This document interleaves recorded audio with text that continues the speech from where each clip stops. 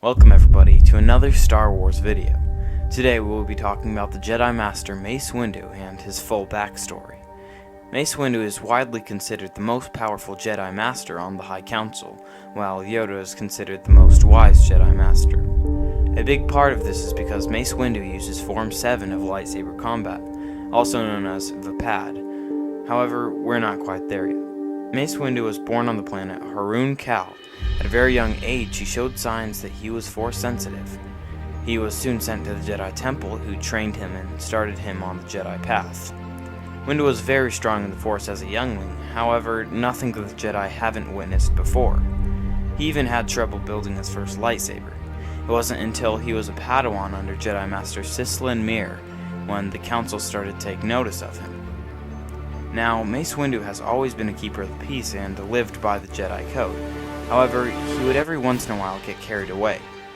When he and his master were sent to capture a man named Druze, Mace Windu had disarmed him and planned to kill him, but his master convinced him not to. Windu was so frustrated at Druze because he put so many into suffering, and Mace believed that he deserved the ultimate punishment. While his master fought the colleagues of Druze, Windu chased Druze down and, like I said, tried to kill him. Windu's master was a key piece to his success because she taught him how to control his emotions and hold back his anger. He eventually was transferred over to the guidance of Master Yoda. Through work and dedication, Mace Windu received the rank of Master and was granted a seat on the High Council. Mace Windu was a very big believer in keeping the ancient traditions of the Jedi. Master Windu eventually rescued Depa Billaba from pirates and took her as his apprentice. She was eventually promoted onto the High Council with Windu. Mace Windu was a very powerful Jedi, and he was sent on many critical missions, even before the crisis on Naboo. He once went to save a group of missing Padawans who earlier were kidnapped by a man named Gwatako. Mace Windu went undetected for a while. They eventually found him and overpowered him. They had broken his lightsaber, leaving him unarmed, and took him hostage. They were planning to broadcast to the galaxy and the Jedi that Mace Windu was dead. Mace Windu got a hold of his lightsaber once more and reconstructed it using the Force. He had learned this very early on from his training. His first time constructing his lightsaber, a training droid had to help him. The droid told him that the key was the lightsaber parts never even needed to be built. The droid was implying that he only needed to use the Force and he would be able to succeed. Anyway, Windu started to fight off Gwatako's henchmen, eventually defeating them all. Mace Windu chased after Gwatako. Once they met up, they dueled. Gwatako was a worthy opponent at the time and eventually knocked Mace out with his staff. As Gwatako was about to finish Mace Windu off, with one last blow, one of the Padawans managed to get hold of a blaster and shot him, ending his life. The group managed to escape the planet after defeating Gwatako and his minions. Anyway, years later, when the Clone Wars were just beginning, Mace was appointed to be a High Jedi General in the weeks leading up to the Battle of Geonosis. Mace Windu was known all across the galaxy as a Jedi Master. During the Battle of Geonosis, as many of you know, he killed the bounty hunter Jango Fett. He held so much power not only in the Force, but in lightsaber combat. As I said in the beginning of the video, he was very skilled in Form 7. Form 7 relied on using the dark side. This doesn't mean that he gave into his anger, but it means that he used the anger in his opponent to push back. Master Windu was the only Jedi who used Form 7 without turning to the dark side. In many ways, some have described it as a surrender to the Force and to chaos, to strike at an opponent with such speed and angles of attack that they have difficulty countering it. But in surrendering yourself to the Force in such a way reduces your ability to resist its effects should the enemy turn the Force against you. Be on your guard, as Kriya said to Mitra. This means that though Form 7 is no doubt very powerful, it makes it harder to resist the dark side of the Force. It takes much inner focus to master this, and it is by far the most vicious.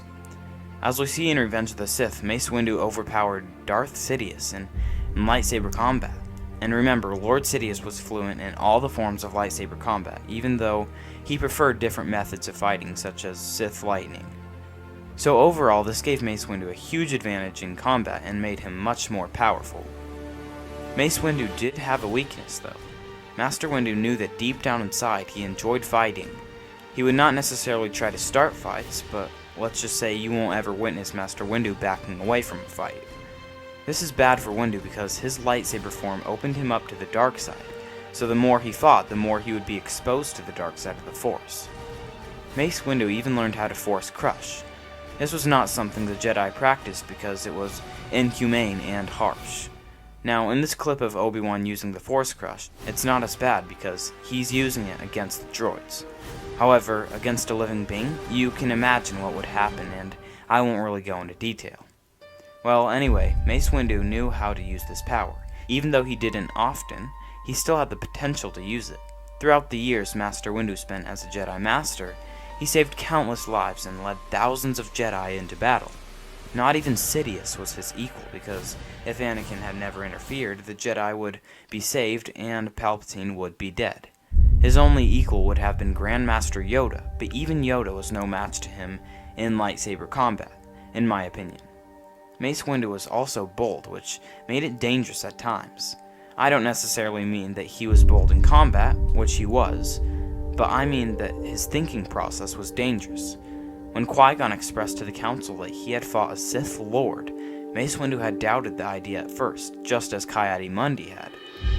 Mace Windu was one of the Jedi that, like I said, stuck to the Jedi Code no matter what. That is, besides when he was dealing with Sith Lords like Palpatine. It could have been that Mace was so engaged in the battle with Sidious that he got carried away and was tempted by the dark side to kill him. Maybe if he would have used a different form and had a cool head, he would have tried to take Palpatine alive and spared his own life. I would love to see Mace Windu come back in The Mandalorian, and it's interesting how that would play out if it happened. Well everyone, thank you so much for watching, and if you liked this video, make sure to like and subscribe for more Star Wars content. I really appreciate all the support I get, and if you guys ever have any video ideas that you would want me to do, you can put it down in the comments, or you can DM me on my Instagram. I'll put my Insta in the description. Goodbye everyone, and may the Force be with you all.